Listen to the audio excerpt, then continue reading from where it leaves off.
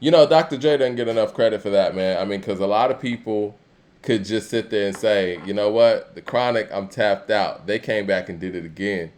And I know this wasn't really on our list to talk about, but when Puff and JD was going back and forth the other night, did you see any of that? No, I didn't watch it, but I didn't need to. But Um, you know, Puff was playing songs that that's what I'm saying. I didn't need to because all y'all told me what happened, and it's what Puff man. played Real Love. They With are both of them are who you and I thought they were. Puff played Real Love, and Jermaine Dupri says, "I didn't know you made that," and he said, "I." It's like everything I touched is mine, or something like that. So basically, anything that says executive produce Puff Daddy, he's gonna claim. Because the unfortunate part about Real Love, we know Prince Marky D made that, right? From the Fat Boys. Rest in peace. He just passed away this past January. You know what I'm saying? And to play that, and we know Marky D made that, it's like, come on, man, let's not do that. So I don't know, man. I know I said before I wanted to see this versus. To me, I say this respectfully. Diddy is disqualified from verses because it sounds like he's just gonna play anything that was Hitman associated. Did you just give him like a red card, throw him out the game? Nah, man, we would have to clear his list. Like no, I mean for people out there, for people out there that don't know how this works, right? I was on Wikipedia the other day. Just obviously the biggest source, right? I Oh, was this like out there looking at the Hitman roster, right? There's like 20 something people on there. 20 something producers on there. And for people who probably don't know how these things work, and I don't have a bad boy contract, I've never had a bad boy contract, but I would imagine that the way this Hitman thing works, whoever's contracted through Hitman to do work for Bad Boy, whatever they make for said Bad Boy projects, Puff, it has to go through Puff, and once it goes through Puff, his name's on it. So like, and give you an example, like I could be signed to Hitman, right? And I have to turn in maybe like 5 to 10 songs for Bad Boy. There's a 112 project coming up, so I'm sitting here at home or in my office, wherever. I make a track that I think would be perfect for 112. It has to go through Puff. I send it over to Puff. Puff's like, yeah, we're gonna put this on the album. I went ahead and took out the hi hats because I didn't think they fit right there. Boom, his name's on there. And these are the things that we're using in the verses. I don't think that's right. So I think just based on how Puff is qualifying what he's made, and he said it himself, anything he touches is his. We can't do that, man. We can't do that. And I think for the versus brand, they gotta say, you know what, stop, man. We can't do that. What say you? I've been laughing this whole time. It's hilarious. So it's like I said, Mike. Puff is great, and he's great and brilliant and a genius at a lot of things. But Mike, if you were to list his traits in order of what he is like from genius to great to like Mike, producer would be at the bottom. Like record producer would be at the bottom. That's what I keep trying to tell everybody. If you want to talk about artist development, oh, tippy top. Branding, tippy top. Marketing, tippy top. Eye for music, tippy top. Ear for music, tippy top. You know what I mean? Like there are so many other things that he does, in a brilliant, ingenious, and great Yeah, fashion. he's a And so, legend, an so, so, icon. so, yeah, he's an icon.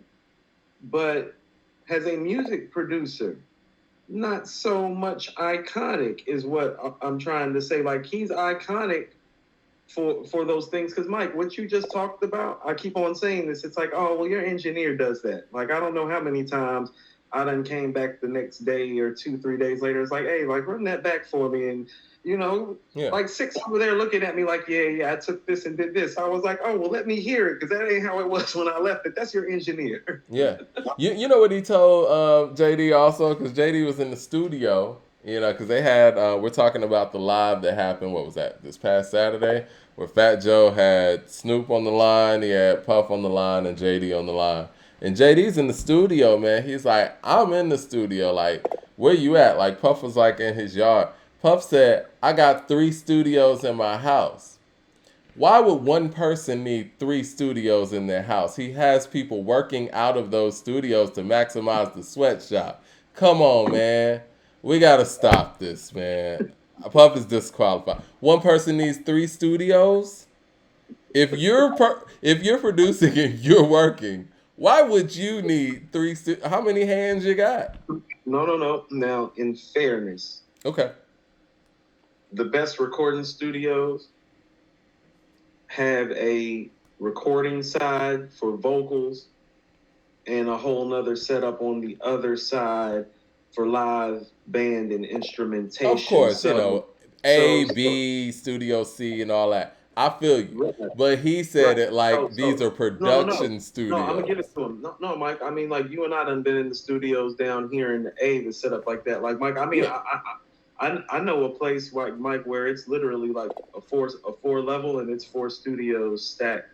There's a yo in every level that you walk in. So it's like when he has 3 studios, it's like, no, that I'm not gonna say too much. It's like, Mike, we know what time it is. Like we know Puff ain't running through them 3 studios. And so, like Mike, like honestly, do you think that like Puff is down there like mixing something down right now? Or engineering something, or is he sitting next to somebody that's doing that while he listens to it and it's like, hey, run that back. No, have them come back in here tomorrow and re-record that part. You know what I mean? One thing we can consistently going on. Mike, that's okay. I was gonna say, I don't mean to interrupt you, but one thing we can consistently see, and this is what social media does, it kind of gives people a window into folks' lives. Any producer that we could think about in hip hop, Timbaland, Just Blaze, whoever, Easy Mo B, past, present, I see Pete Rock all the time. Go onto their Instagram. They're in the studio. They have pictures in the studio. They'll have videos of them in the studio creating. Even if you go to Chucky Thompson's Instagram, rest in peace, his last couple posts is him in the studio. The only 2 that you might not see that for is Swiss Beats and Diddy. They're out and about. Songwriters Hall of Fame. JD's in the Songwriters Hall of Fame. Right. Dr. Dre, as much as stuff he got going on, we see him in the studio all the time.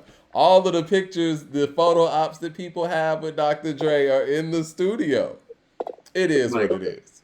We've never had a conversation about certain guys making beats. Have we ever had a conversation about whether JD can make a beat? Dre, Primo, no. Rock. I mean, Lord Finesse, Buck Wild, Machine Myrick, Organized Noise. I think it's just disrespectful to the people who made the records to, to act like their involvement didn't even exist. Because he played all about the Benjamins, right? And if you go on to, I could have swore, man, and I'm not being funny, bro. On Saturday, I went to, the credits, and I guess we're going to have to go dig up the booklet. Being funny. Hold on, you went to the credits, so you were being funny. I went to the credits. This is why I don't do stuff like this, Mike. I went to the credits, bro, on Saturday. Hilarious. It was just D. Angelique's name there. I went back to the credits yesterday, and it said Angelique and Combs. I was like, that's when I was like, you know what, man, we can't do this, man. This Verzuz just can't happen, man. We can't do this.